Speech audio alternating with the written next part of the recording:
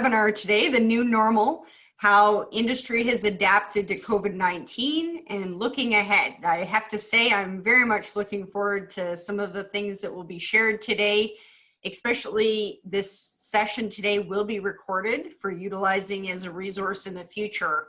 And it's been made possible today because of provincial and federal government and the partnership with Ontario Federation of Agriculture, agcareers.com and careersinfood.com. We've launched a Feed Your Future program, and this program has been delivering 4 essential areas to support employers and job seekers to assist them with navigating the employment market that has been affected by COVID-19. So we've offered a concierge service for job seekers, concierge service for employers, as well as virtual career fairs and these webinars. So each webinar does include a presentation from a professional designed to keep you up to date on some of the changing trends that are developing in the food and agriculture industry as it affects employment and obviously our economy. And you'll have the opportunity to submit questions during this presentation by clicking on the question and answer feature. And that really allows us to drive the presentation to what is needed and how to best help our industry. So we're really pleased to welcome today to talk about the new normal and to have some insight how the industry has adapted to COVID-19 and looking ahead. Mike, he's an associate professor in the Department of Food, Agriculture, and Resource Economics at the University of Guelph. And the COVID pandemic has caused a significant shift in the food demand, and thankfully without causing a significant long-term disruption in supply. So Mike is the OAC chair in food systems leadership. He's been a reliable advocate for a resource to the industry. So we're really happy to have him today. And he regularly acts on the subject matter expert for CBC as well as CTV News broadcasts, and he studies consumer food demand as well as the performance and structure of food supply chains. So I think you're a really appropriate person to have join us today. And like I said, we will hand it over to you to kind of go through some things and ask you some questions at the end. So thanks, Mike, for being with us today. Well, thank you very much for having me, and I'm looking forward to the discussion. It's let me just see if I can advance the slides here.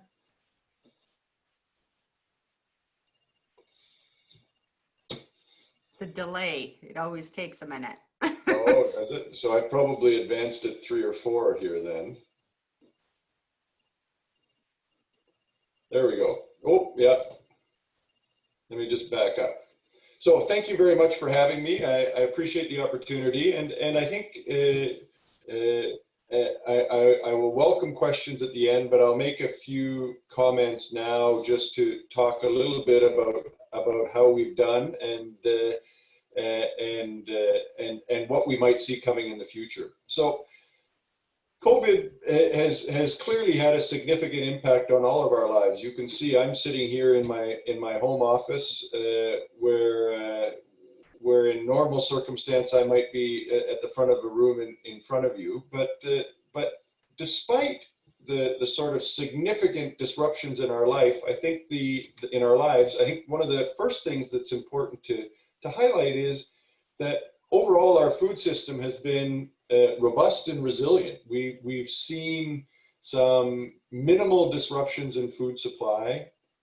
At the farm level, things with the exception of some labor issues that we'll get to in a few minutes, at the farm, production has driven on relatively normally. I look at the fields around me, and you wouldn't know that there's a whole lot going on, and the farmers I talk to say, you know, really on a day-to-day basis, they've been physically isolating for more than 100 years. So overall, I think it's important to remember that the food system did remarkably well, continues to do remarkably well. If we were to get a second wave or a third wave or other sort of changes as we move forward, I would continue to expect the food system to do well. It is a good, it's good at It's good at supplying food to North Americans and, in fact, to people around the world. And in the context of employment, I think I continue to tell students that it's a great place to work and will continue to be a stable source of employment. In terms of consumers, we've also seen minimal price appreciation. We have seen some price appreciation. The costs of distribution have gone up a little bit. The costs at retail have gone up a little bit. But overall, things are pretty good. And in fact, because we're spending less money in restaurants, many families are actually paying less for food than they would have a year ago because they're eating at home a lot more. The other thing I think I'd highlight now is that we've seen some things that have caused some concern. And in some cases, these problems aren't solely COVID related, and it's important to differentiate because if we understand that some things maybe are made a little worse by COVID, but aren't directly only COVID related, we would need to think about how to deal with those issues a little bit differently. I'll give you two examples. At the consumer level, we've probably seen some worsening of food insecurity, not because of an availability issue, but because a large number of Canadians and North Americans have lost their jobs. Incomes have gone down. That's made it tougher to afford food. That was a problem before COVID. It will be a problem after COVID. It will probably be less significant after COVID as people go back to work, but it continues to be something that we need to think about. The other thing at the farm level, we're hearing, particularly in the grain industry, some complaints of low corn prices and some other prices. While those may have been made a little worse by the COVID pandemic, overall, I think some of those reasons have to do with other fundamental changes in the marketplace and will need different solutions. Decline in oil demand, as an example, which will lead to, and the decline in oil prices, which will lead to a decline in ethanol demand as well, meaning that we'll have to think a little bit differently about how much corn we grow. Those things aren't necessarily directly related to COVID, and we need to highlight those differences. So let's talk a little bit about the challenges we've seen. In fact, we've seen some short-term adjustments, which I would argue have been largely resolved, although we will see as restaurants continue to come back, although it remains to be seen what happens when we get out of patio weather. We've adjusted well, but we have exposed some vulnerabilities in the supply chain. And I'd highlight two things particularly. The first is processing. We've seen some issues because of that being a bottleneck, and and maybe a lack of diversification in processing. And the second issue is labor.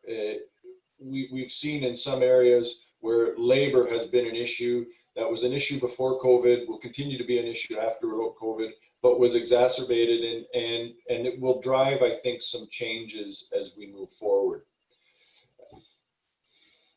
So in terms of the short-term adjustments, as I said earlier, there really hasn't been a significant impact at production, notwithstanding some of the labor issues we had in fruits and vegetables. But we saw profound changes in demand that frankly continue now, but we've adjusted to it. Restaurants and food service closed abruptly. I don't know about the rest of you, but when I sort of entered shutdown, I expected it to be a matter of weeks, not months at first. And many of us sort of were caught by surprise how fast it came, and all of a sudden restaurants were closed. That changes the quantity and types of food demanded, and distribution needed to adjust. The supply chains needed to adjust. It doesn't necessarily mean we can just sort of move stuff to another customer at the snap of a finger. We have some issues around some distribution chains, think Gordon Food Services or Cisco, are geared entirely to that food service market. They have relationships up the supply chain and supply coming, changing, moving that food to other markets becomes an issue and a challenge that took some while to adjust. And it's not just the diversion, it is the logistics of managing that diversion. And I was speaking to Gordon Food Services as an example, and while their demand went down dramatically, they immediately engaged with some retailers to get their trucks moving product to retail because of the increased demand. So it isn't just about changing or shifting, it is about managing the logistics of having that happen. It also was a factor in terms of what kinds of foods are demanded. And it's not just the fact that we eat many more wings in food service than we do at home. We eat more cheese in food service than we do at home, think pizza. We drink more milk at home than we do in food service. So it was also some of those products had to be processed differently. And then lastly, they also have to be put into different packages. And so in a just-in-time world, those adjustments, we had to order more packaging, those adjustments had to happen. So the planning process took some of that. Took some time and to make those changes. We also saw huge surges in demand at retail, right? We still needed to eat. We spend in Canada sort of 30 to 35% of our food dollar on food prepared outside the home. And so we just needed to buy more food at the retail. We saw early some panic buying in order to say, oh, we need to make sure we have enough food. We saw increases of 100% in demand that came down to probably in the neighborhood of 15 to 20%, which is what we would have expected given the shifts in demand once panic buying went down. And we saw some changes in buying patterns. I'm one of those people who started, as an example, baking bread in the pandemic. And so the demand for flour went much higher in retail than would have been predicted just by a shift from food service. So we saw some changes in buying pattern. All of those required adjustments as we were caught by surprise. Again, in a just-in-time supply chain, we really depend on the quality of our forecasts, and we couldn't forecast this profound change in demand, and ended up getting surprised and taking some time to adjust. So how do we respond to those challenges? We have to ask, is just in time the right approach? I think, particularly in the food area, we have a perishable product. We can't always carry a ton of inventory. And the trade-off here is, if we carry more inventory to buffer these kinds of surges in demand, we increase inventory costs money, we increase inventory, and we will likely also increase spoilage. And so we have to ask, is just in time the right approach? I also think we need to ask the question of whether we change our approach in response to kind of a once in a multi-generation, hopefully, change, to which we responded actually relatively well. Or do we say the system worked, the system adjusted, and we should maybe make some tweaks, but continue to drive on using the system we have, recognizing that we may have some short-term challenges. And I think, in terms of employment, this afternoon I'm teaching a lecture, in my first lecture in supply chain management, and really it's the kinds of skills, forecasting, production management, that really become key. And I think we need to be training more students, will become continuously more important in terms of managing the process of getting food from the farm to our forks, and getting the right products to right customers at the right time.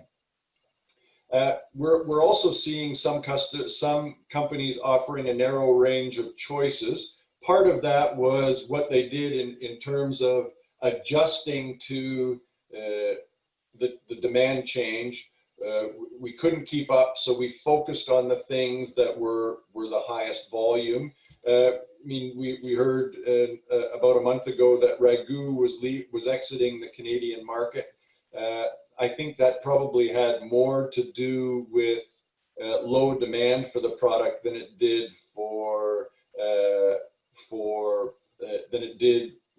COVID. It may have been accelerated by COVID, but we've seen a narrowing of the choices that ran counter to a trend that we've seen is a broadening of choices, and it remains to be seen whether that lower but still high volume of choices continues, or if we get back to a greater diversity. I would expect that we'll move back to a greater diversity as we buy less of more things. One thing I think we'll see is a diversification of customers and suppliers. So we will see some companies say we can't afford to lose all of our customers at once, so we might build a wider customer base. And the same on the supply side, that if we, again, I'll talk about processing in a couple of minutes. If we go to that, if we don't have enough processors and a processor goes down, we run into problems. And that, from a risk management perspective, again, getting to those supply chain relationships will become a greater focus and becomes a set of skills that become much more profoundly important. And I think, again, it's worth restating that the status quo changes might not be, substantial changes might not be necessary for relatively rare events. We need to step back, take a breath, and say, what worked, what didn't? Are there tweaks we can make? But let's maybe not throw the baby out with the bathwater, and remember that overall, the food system did profoundly well. So, are there opportunities coming out of this? Meeting demand means growth. So if you were able to supply, if you were able to meet the demand, companies were able to grow. And I spoke to a flour producer, a small flour producer, who saw their demand in the face of COVID go up 3,000%. And they made some strategic choices as to which customers they believed would be long-term customers, and which people or which retailers were perhaps just making short-term choices. So making good choices and saying, where can we diversify both our customer base and our supplier base, and have a supply chain that is predictable and reliable. That offers companies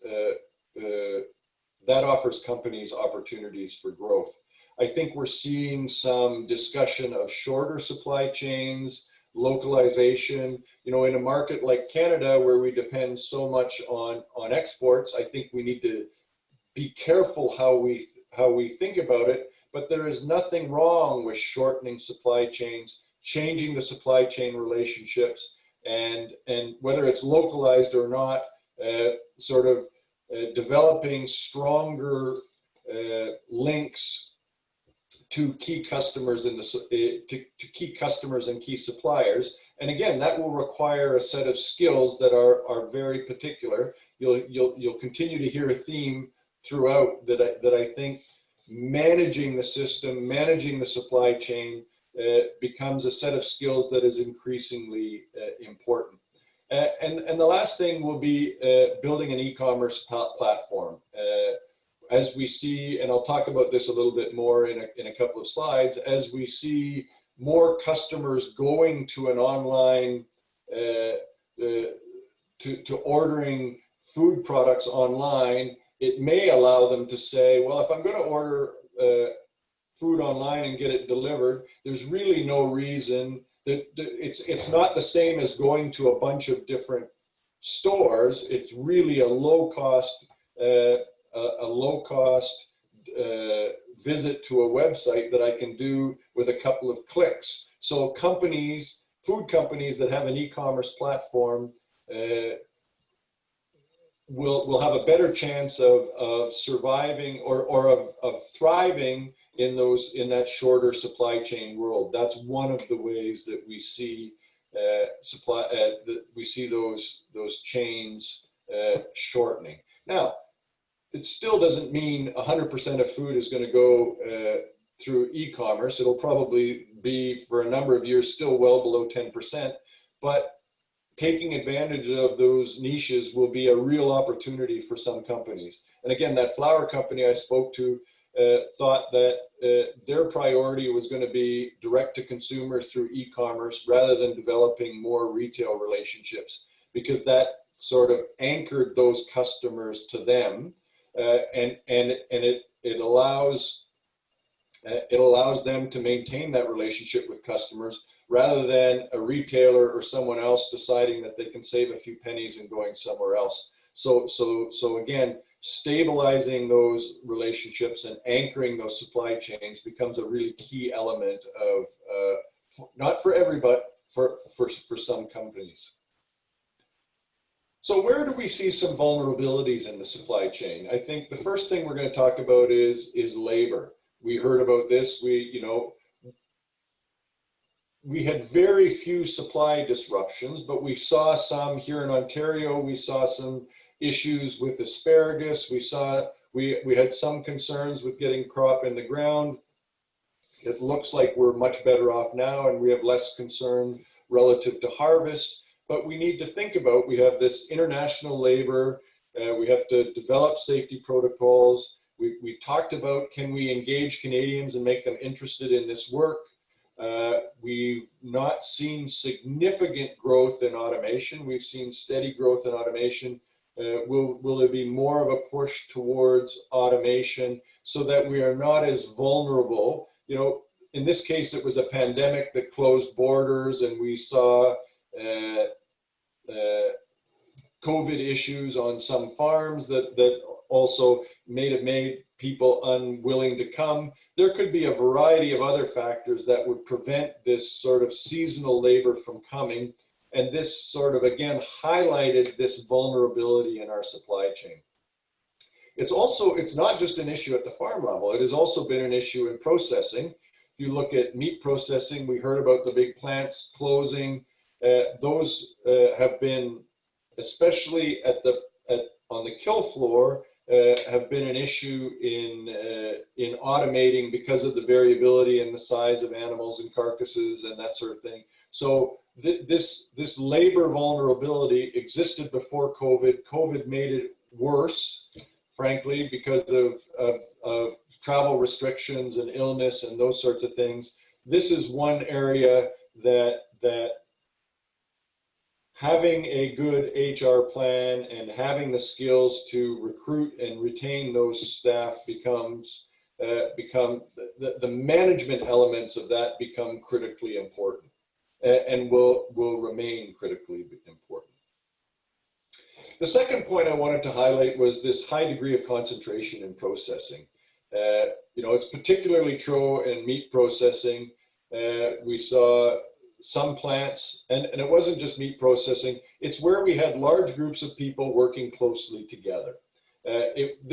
One of the questions I get all the time is, what is it about meat processing? What is it about food processing that made it more vulnerable to COVID? And there was probably less of an issue specifically related to COVID, although some people will argue that the cool temperatures made a difference. And it was more about large groups of people in close proximity. And so again, we had to work on developing safety protocols. I think the fact that these plants that have reopened relatively quickly and are continuing to run highlight the fact that things worked well. We did a good job on safety protocols. I think we'll probably think differently in the future as we build new plants, but that we did a good job in adjusting within the existing plants. We're rethinking processes. We probably need in meat packing, but also in other food processing, some additional capacity. While we didn't see shortages really for consumers, we did feel significant pain at the producer level when these plants closed, and having some diversification in that may be good. I mean, no, clearly would be good, but the trade-off becomes cost. When we had BSE, we saw after BSE and the fact that we couldn't ship live cattle across the border for a while, we saw some plants open up. Some of those plants have closed because of the economics of processing, and so finding a way to do it effectively becomes critically important, and will be something that I think we will be talking about and thinking about a lot over the coming months and years. I think we'll also see some increases in automation. It's been difficult, but this has really created an impetus for thinking about what we can do and how we can do it. And I expect the research to accelerate in that area. And the last thing I think will be interesting is it is not beyond the realm of possibility that we will start to see some of these companies talk about how they treat workers, what their work conditions are like, as a way of differentiating themselves in the marketplace. Again, I expect that in agriculture, we always have this discussion around pre-competitive and post-competitive, but I expect we will see this. And I've spoken to a couple of large food processors who say that it might not be their core message, but could become part of the foundation of their brand, is not just animal welfare or sustainable production practices, but might also be how they treat the people that work for them, and I think that will continue to be an area worth thinking about. Talked about this already. I think some of the longer term changes we'll see, more direct to consumers. That requires different skills, different players, technical skills, but also people thinking about how we interact with that consumer, how we communicate with that consumer, and how we deliver to that consumer. I think that's, again, might not become 100% of the market by any stretch, but becomes something that will be key for companies to think about whether it's an opportunity and how they leverage that opportunity. It'll also, I think, we'll think a little bit differently about some of these supply chain relationships. And we've seen some of these things happen before COVID already. Thinking about how do we develop relationships that allow us to weather the storm when they happen and to create value. And that gets back to one of the things that I talked about a lot pre-COVID was the issue of more unique products in the marketplace. If I'm going to sound like a grumpy old man, but when I went to university as an undergrad, there was just much less choice in the grocery store than there is today. And that doesn't mean that you or I as individuals want more choice. That means that you and I as individuals want different things. And retailers and companies have to balance the cost of diversification and carrying and producing a wide range of products with accessing a large enough customer base and keeping everyone happy. We've thought historically in agriculture very much in a commodity mindset that we all produce the same thing, and have gotten our backs up sometimes when people have differentiated on things that we took personally. But again, those sorts of things, we're producing unique products for unique customers, allow us to develop stable relationships. And as a supplier means that it's more difficult for that customer to go find it from someone else. And so I think there's some real value in terms of price stability and all of those sorts of things in some of this diversification. And I think that will continue. While we've seen a narrowing of product offerings to a degree in the face of COVID, I expect that those will broaden out again. And again, it gets to the question of increased buffer capacity along the supply chain. And talking about that from a skills perspective really speaks to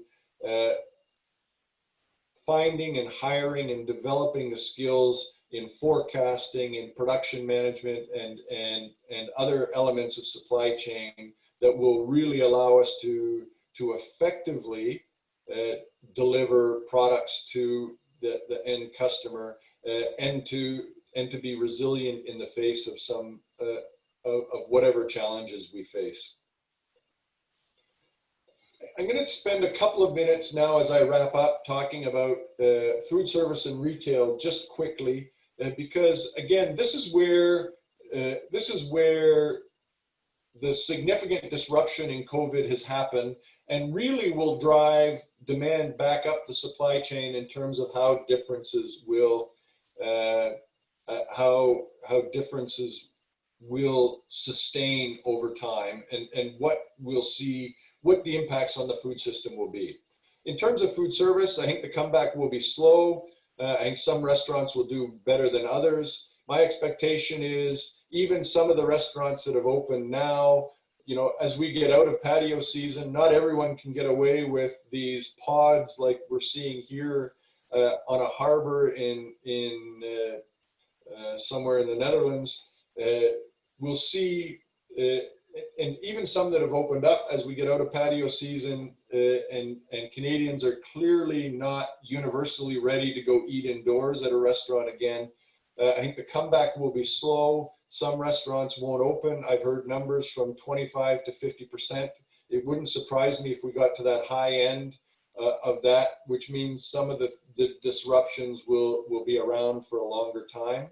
I think when we do go back to eating, the experience will be different. There'll be fewer people. Dining times will be longer because of COVID protocols. You know, if you're eating on a patio, before COVID, restaurants hated patios. They were further from the kitchen. They took longer to walk to, which slowed things down. And the average check was smaller. So dining times are going to, and we can get fewer people in the kitchen. There are fewer choices on most menus because we have fewer people in the kitchen, and we want fewer people to touch or to interact as we build those plates.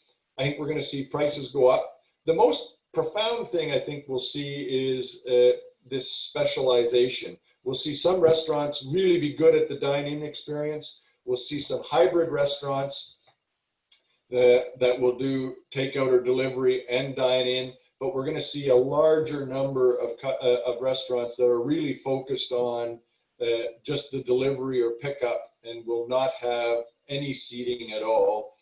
And so I think the face of food service will be different in the coming years, and that will have an impact on demand. In food retail, as I've already said, and I won't belabor it, is an increase in online with or without delivery. This creates opportunities for non-traditional retail because if we're ordering online, it's really not that hard to go order from someone else. Personally, I don't buy a lot of my groceries online, but I have ordered beer and wine online throughout this lockdown where I've been at home, and I think that the online experience allows you to buy from more people. I think there's also a change in product mix. If you talk to retailers who are selling online, their average order is bigger. That's probably because the people are doing it a little less frequently, but product mixes are changing, and so there's much less impulse buy, and so thinking about where you fit, if you are a supplier or a processor, where you fit in terms of how people are doing that shopping and what you might need to adjust to that changing reality becomes critically important. And I think I've already talked about this variety up or down. I expect it will go up, and that increases the opportunity for specialized production, specialized processing, which increases cost, but I think stabilizes supply chains, stabilizes supply chain relationships, and frankly is not something that people at the production level or even the processing level should be scared of, but it becomes a real opportunity to stabilize relationships and maybe take some of that cyclicality out of the pricing that we've seen in the past. So that very quickly sort of gives you an overview that in about the window I was asked to speak. I'll do some shameless self-promotion here at the end. Thank you. Welcome questions. If you have questions for me afterwards, that's my email address at the university. I'm active on Twitter and talk a lot about food issues. That's my Twitter handle. And the last thing is my website, on which I have a blog and a podcast that talk about many of these issues. And so please check them out. Oh, that's great. Thanks, Mike. You've shared a lot of key points, and I have some questions here, and no shame in pointing people to be connected with you. Can you hear me? Okay. Yes? Catherine, I can't hear you. Sorry. Oh, I don't know if it's me or you. Give me 1 minute it might here. have been me. I think because I spoke too long, my speaker shut off. Let's try that again. There we are. Second here. There. Can you hear me now? I can. I apologize. No, I have that's this automatic shut off speaker, and because I just droned on and on and on. That's really okay. You did exactly what we asked you to, so we appreciate that. And thanks for sharing how people can get in contact with you, because I think that's one of the things that we've learned from all being virtual, that I think information was always accessible, but there is this sense of when we are all kind of in the same position, the ability to reach out and ask the questions is what's going to allow us to be better together. So I think at the end of the day, that's the whole point of this, is to bring individuals like yourselves to the forefront. You have such a wealth of knowledge. And we appreciate you sharing it so that we can think about things differently, especially you mentioning the supply chain, some of the bottlenecks that happened in areas that COVID perhaps shone some light on, but then also gave some really good suggestions as to things as an industry we need to consider it from the consumer perspective. And a lot of that, I think you had mentioned about the right products to the right customers at the right time. And that is a challenge that we need to think about. So one of the questions that came in was, some of the consumer shifts will be more likely medium term. If there continues to be less restaurant attendance, as you mentioned, what do you see the medium term impact being for crops such as potatoes, since French fry demand will stay soft likely? Are there 2021 crops that you would be concerned about because of this? Well, I think there are, I think it'll be interesting to see what happens with restaurants. I think many of us are sort of experiencing lockdown fatigue, and you know, I've started to venture out and go sit. I've sat on some patios. I've walked away from some patios that I didn't feel were doing a good job, but I'm getting out and doing it again. I'm worried about what happens when we get into cooler weather towards the end of October, and it's harder to sit outside, and whether we're ready to go back into restaurants. So I think that's a real concern. That's even notwithstanding a second wave, of course. So I think there are some things that will be interesting to see. If we are locked down for a long time, it's always hard to predict exactly things like, you know, French fries were a big one. French fries are very much a restaurant business. We eat less at home there's been some adjustment to potatoes. I expect if the restaurants stay closed, cheese demand will be down, although fluid milk demand is up. The French fry demand will be down, so that might create a little bit of pressure for potatoes in the new year. We can't grow chickens without wings, but wing demand will stay down. So I think there are probably some things that are down. For the most part, though, restaurants change the form that we eat things in rather than sort of total demand. So potatoes might be the only one that we see that we might have some concerns for.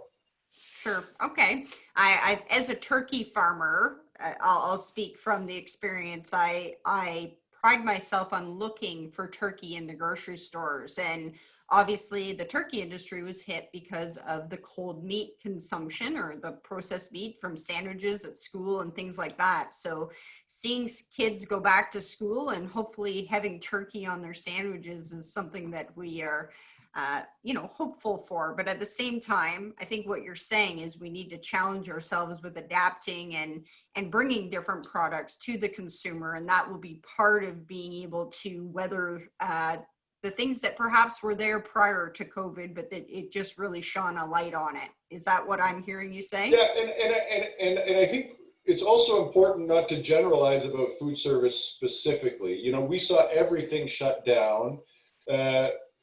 The food service that is likely to continue to recover better are the quick service and convenient type food. So specifically to you as a turkey farmer, places that make sandwiches, those sub shops and things like that will continue to be open because they depend on so little on dine-in experience. It's usually going in to pick it up. You know, as you say, the impacts for sandwich meat are probably as significant relative to people working from home. So it's not the fact that those restaurants are closed, it's the fact that, you know, I was saying to my wife how much healthier I'm eating because I'm not eating at the university center all the time. Nothing against the university center, but no. But going to get all of those things that are really quick and convenient. If I owned a place in a food court, I'd be worried right now, not because I'd have to be closed, but because there's just fewer people coming. But sub shops and things like that, I think will continue to see demand. And as you say, remains to be seen how back to school goes. Sure. So let's talk about that a little bit around the fact that people are more connected to their food. We see people sharing on Instagram their tomato plant in their backyard. They have an understanding of some of the things that come as challenges with growing a simple tomato plant, whether that be blight or another bug that's eating half of their crop. How do you think as an agri-food industry we can really help connect people and take this upon us as a bit of an opportunity to say you're more connected with your food? Here are some of the career opportunities that could be connected if you are interested in plants or animals or other aspects that perhaps weren't noticed in the past. So I think there's two elements of your question, or at least there's going to be two elements of my answer. I think the first, That's good. the first thing is I think people are more engaged with their food. I think that's a good thing. I think it allows people to ask questions, and as an industry, one of the things I think agriculture hasn't done profoundly well is listen. We've been focused on, we've got to get our message out, and we have a profoundly good story to tell. And as people learn more about how food is produced, I think we have an opportunity to engage and say, here's what we do. But we also have to listen to say, okay, are there some things that you're not comfortable with? And we either then say, we're going to lose you as a customer if we're not willing to change, or we'll change, or some of us will change. And I think that conversation becomes critically important. And the ability to influence is built on the ability to listen, not just the ability to speak. So I think that becomes critically important. What I think the opportunity is in terms of careers in the food service is talking about the breadth of opportunity here. This isn't just about knowing how a tomato plant works. This is about knowing how to forecast well. This is about knowing how to build a website for an e-commerce, that there are opportunities across the board here, whether you want to get dirt under your fingernails or not. This isn't just about, there are some great jobs available in production, and I think that's important to say. But talking about the breadth of opportunity in the food system and how important it is, how robust it is, how stable it is, how critical it is, becomes an opportunity to get people from a wider range of experiences involved in the food system. So yeah, there's an opportunity to talk about how we produce food and why that's important, and what a great job we do in North America. But I think there's also an opportunity to say, look, it's not just about that tomato plant. It is about, you know, I spoke last, I guess in February before COVID, with a large food processor in the GTA, who said, for us, it's not about people who want to be interested in food. It's about people who want to be interested in technology. It's about people who want to be interested in logistics. It's about people who are interested in integrating stakeholders. And so I think the important thing for us is to talk about, wow, there are a wide breadth of cool opportunities here in this to bring people and engage them. It isn't just about getting dirt under your fingernails.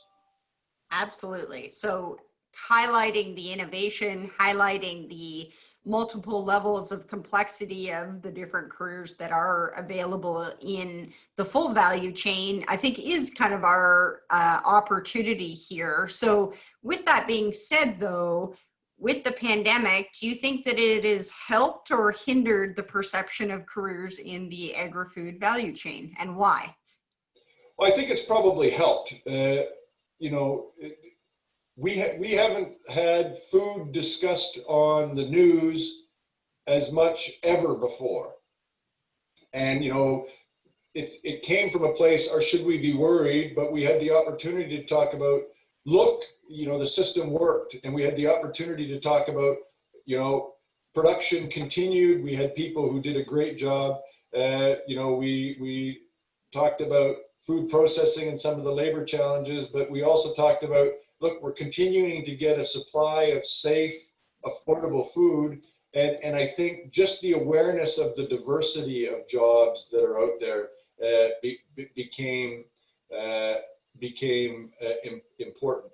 I think if we contrast that with some of the places that were vulnerable as the pandemic came, that we can sort of juxtapose, look at the stability. This was essential. These were essential workers. This production system continued to work. These are safe jobs. They're jobs that are available. There's lots of them. You know, we talk about at Guelph, 4 jobs for every graduate. What we just need to do is continue to get people interested in studying the types of things that we need and exploring the opportunities, casting a broad net as to where those opportunities exist. So I think that if anything, that the pandemic has highlighted the appeal of these sorts of jobs. Now it's up to us to tell that story. Right. And up to employers to highlight the really cool things that they are able to offer, whether it be a new grad or an experienced professional in their company, or perhaps, like you said, there are a lot of farms that are really top notch when it comes to the technology that they offer and the things that they have to do on a daily basis in order to produce the food, whether it be greenhouse peppers, whether it be those tomatoes that we're talking about, whether it be from a meat processing side of things. So I think that we sometimes forget with our headlines as to what we wish to share and focus on maybe some of the negative instead of all of the really cool innovation and technology that we have to offer. So I think by you explaining that, it really helps us be able to have the confidence to, like you said, listen, have an understanding of what consumers want to know, and then hopefully make that connection if there's somebody that's interested in engineering or computer science to say, hey, we have a spot for you in this food value chain. Let us help you get connected in the right area. So yeah, I spoke to a high school student not that long ago, who'd been to the Royal Winter Fair and sat next to a cow and, done the hand milking and said, have you ever looked at a robotic milker? These farmers are managers now. They are, sure. One of the sort of things that gets to me sometimes is we talk about farmers as producers. And yes, they do produce, but really what they're doing is they're managing a set of, technology, knowledge, data, the finances, that these aren't people that we have this stereotypical perception of what a farmer is, that, someone who's managing a robotic dairy, has to manage the technology, has to understand the animals, has to really think carefully about nutrition. They are managers, and as we change the perception from right from the farm all the way through about those opportunities, I think more and more people are going to be interested in coming to work right here. and the fact that you can make a difference and have an impact no matter what area or what role you do have within the food value chain, I think is an important message too. We all have an emotional attachment to food, so it's a rewarding place right to work. Right.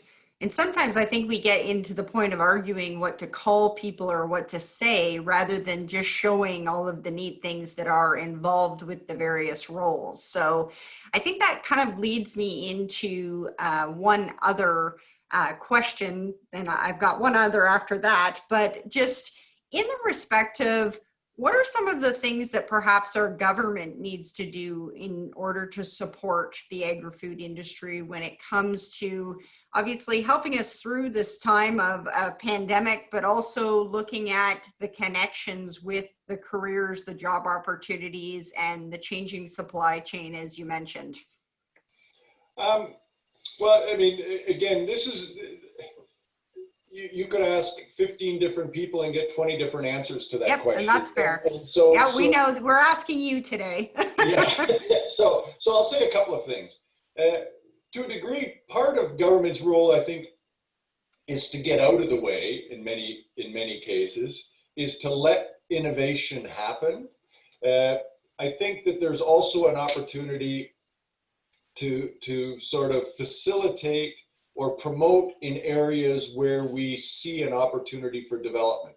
The federal government has been active pre-COVID in expanding opportunities for export, and we have an objective to double our agricultural exports. I think that's a real role.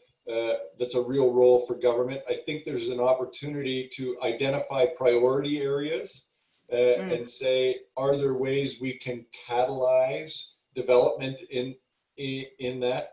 And to a significant degree, while we need to maintain a safe system, also in some ways to provide, we need the regulation to be safe and transparent, but I think in some cases governments have become so involved that they've stifled innovation and opportunity. So in some areas it's get out of the way, in some areas it's catalyze and provide support so that we get some traction and begin to move forward.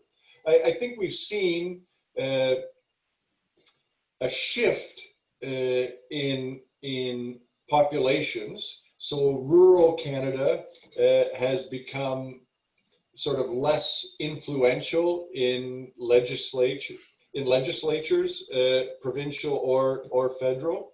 But I think again, through COVID, awareness of the food system has grown, awareness of the opportunity. And I think at the provincial level and at federal levels, governments are understanding the value of the entire food value chain and the importance of it, and that there's a real opportunity to take advantage of that sort of contemporary interest to move things forward. Now, it needs to be in a way that acknowledges some of the other issues, and I think that we can't just be standing up and screaming we're not being treated fairly. We have to make the case. We have to acknowledge that there are other people coming to the table as well. But I think there's probably not recently been a better opportunity given the attention that the food system has gotten. Right, and a little bit of that too. It will be interesting to see how the labor market does shift and changes and reshapes based on where people live, that rural urban side of things, because they are able to work remote and without skipping a beat, and whether that then will have a different influence on all of the things that you were speaking of. Again, time will tell. With time being on the mind, how much longer do you anticipate us being in a pandemic scenario? And what is your crystal ball approach to all of this? Sorry to put you on the spot, but you have to ask these things. My expectation is my expectation is that until we see a vaccine, we won't sort of get back to completely normal. I think until we see a vaccine, we won't see food service come all the way back. So that shift in demand. I think some of the changes have been, I spoke to someone the other day who does online groceries, and we've accelerated the rate of adoption of that. That was coming, we've accelerated. So some of these changes are more profound. I'm looking forward to getting back into my office. My kids, who are in their mid-20s and working in professional jobs, are being told that they may never be back in the office full time. So some of these changes may be sort of more permanent even after we get out and can interact a little bit more. And that has implications not only for the food system, but for how we build places to live. My youngest son lives in a small apartment, 1-bedroom apartment with his girlfriend, and the two of them have to both work from home. They would have, if they'd have known that was going to happen, they'd have lived somewhere differently. Right. And so I think some of these changes are permanent, and we're probably a year away from sort of more openness and flexibility in terms of being able to interact.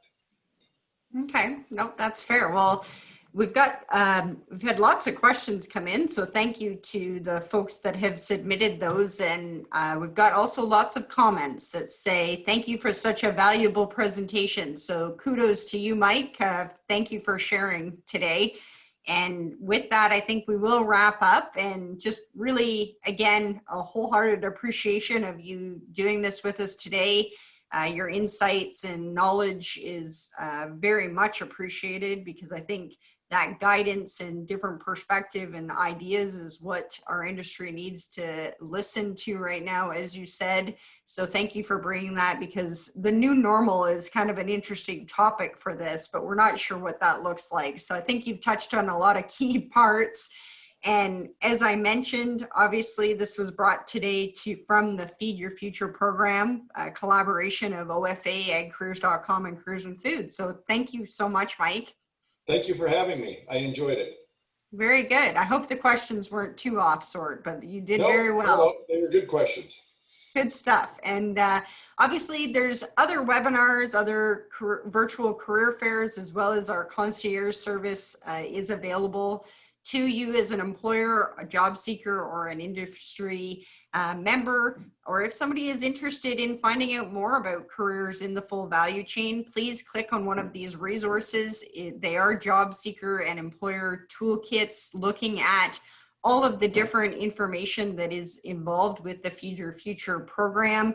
And if we just go to the next slide, you can take a look at the upcoming virtual career fair. So this is a really great way if you're interested in a career, but you're not quite sure what companies have to offer. We have, I think there's close to 40 employers in Western Ontario, and we're up to about 20 in Eastern Ontario, but more to come for these virtual career fairs. So please sign up. It is free to participate as an employer as well as a job seeker because of the Feed Your Future campaign, supported by the government, obviously, of Ontario and the federal government. And if we go to the next slide, you can take a look at some of the upcoming webinars. So obviously we are going to have a panel looking at just the Agri-Food employer and some insights. And then obviously a look at retaining talent in a competitive marketplace and improving workplace culture. So kind of two different takes on that upcoming webinar. And then finally, just thank you obviously to our supporters. And if you do want to get into contact with us, please reach out on our social media handles or our phone number and their email address, the feedyourfuture@agcareers.com or feedyourfuture@careersandfood.com. And obviously helping out these various partners that are involved in this project, just ask and we are happy to help you. The team of people are very quick to respond. Thank you so much.